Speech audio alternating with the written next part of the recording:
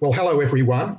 Today I'm privileged to be talking with Senator Rex Patrick. Senator Patrick is an independent senator in South Australia, and he has taken an important initiative in proposing Australian legislation concerning the issue of the Chinese persecution of the Uyghur people that we've spoken about, we've published, we've had an event on the matter.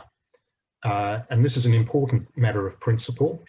So without further ado, Senator Patrick, welcome, and I'd like to thank you for your initiative. And thank you for reaching out to me, David. I really appreciate it.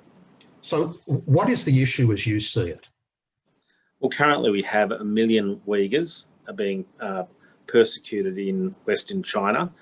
We've got stories of internment, we've got stories of forced sterilisation, we've got stories of people being used in effectively labour camps as part of a slave labour arrangement for a whole range of actually very large multinational companies that have been identified as utilising in their supply chains some of these labour camps. So it's a really important issue, and as a crossbench senator, a single member party, I look to see what I can do in relation to these sorts of issues, things that might help make a difference. So how did you get involved in the issue? How did it come onto your agenda and you decided to take it up? Well, that's a great question, David, because as a crossbencher having to deal with a whole range of issues, I do have to triage things that are presented to me. To be very truthful, the issue was raised mostly amongst the Uyghur people in Adelaide, my constituents, right. Yep. who've reached out to me, and I've listened to what they've had to say. I've then researched, looked at what is going on. I've enjoyed the benefit of both international inquiries and indeed inquiries here in Australia by organisations such as the Australian Strategic Policy Institute, enough to recognise that this is real. It's an abuse of human rights, and we've got to stand up and we've got to do something about it. So what are you trying to do? Because you're not just talking about it.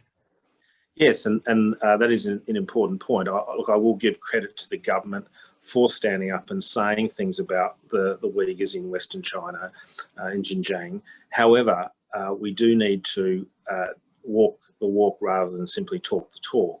And I, as a member of the Senate, I have the ability to introduce bills. And so what I've done is I have, in some sense, mirrored something that's happening in the US and introduced a bill that seeks to ban the importation of products that originate from Xianjiang or indeed Western China, where there is evidence that slave labour has been used to produce the products. Right. So that is an important initiative. Now, I understand that the matter is currently referred to a Senate committee for inquiry. It's open for submissions now, isn't it? Yes, that's correct. So the normal process whenever a bill is introduced into the Parliament, particularly when it might involve some level of controversial complexity or just needs to be carefully considered in terms of its implementation, is that the bill is referred to a legislation committee. In this instance, it has been referred to the Senate Committee on Foreign Affairs, Defence and Trade. And typically the process is that we will call for submissions, and that has been done. Remembering that senators aren't experts in any particular topic, so we draw expertise from right across the community, and we like to hear every one side of the story. So we'd anticipate hearing from Uyghurs, we would anticipate hearing from the Department of Foreign Affairs, perhaps Border Force, who might have to implement such a bill. We would invite the Chinese government to make a submission as well. The important thing is to get as much information on the table as possible. And of course, interested parties and organisations such as your own, who may have similar experiences and can offer moral support and provide a perspective that is useful to the Senate.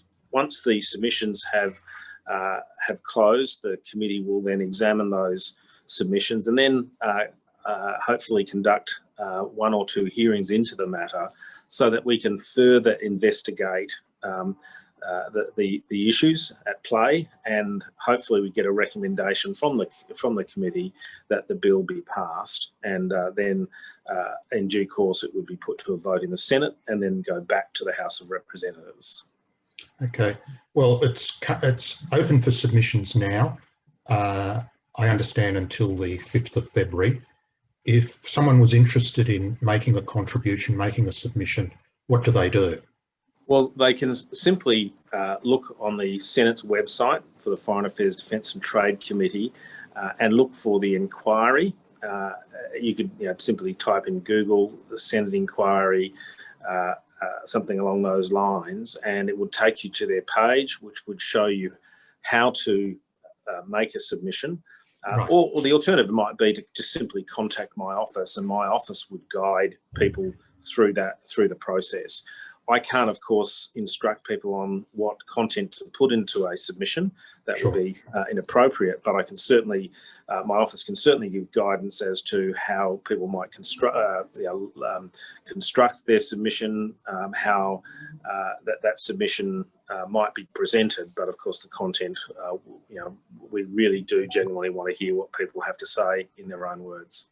Well, from the point of view of the Jewish community, we're not experts in trade bans and those sort of things, but the issue of a people being persecuted because of their ethno-national or religious identity is an enormous issue to us, given the history of the Jewish people, and obviously we in modern history the Holocaust looms large, and while that stands alone in terms of magnitude, etc., there are some elements that's happening in China that are reminiscent of some of the strategies that were used in the Holocaust, and the big lesson was supposed to be never again.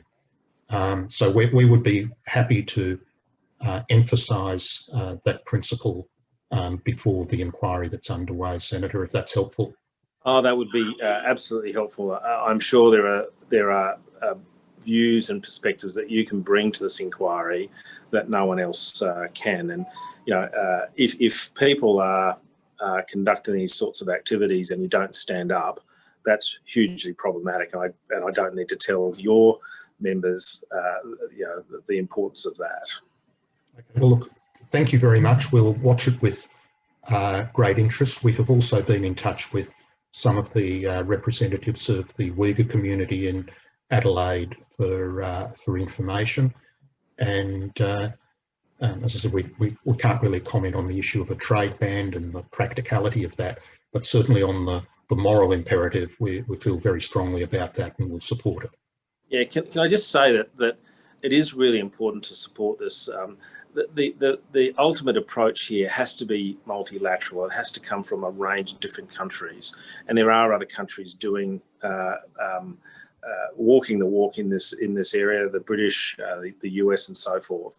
And we need Australia to be in the mix, and supporting this inquiry, supporting this bill, is really quite important in that multilateral strategy. Well, thank you again for your time and for the initiative, Senator Patrick. We need people to stand up on principle, and that's exactly what you're doing. Yes, and thank you very much, David.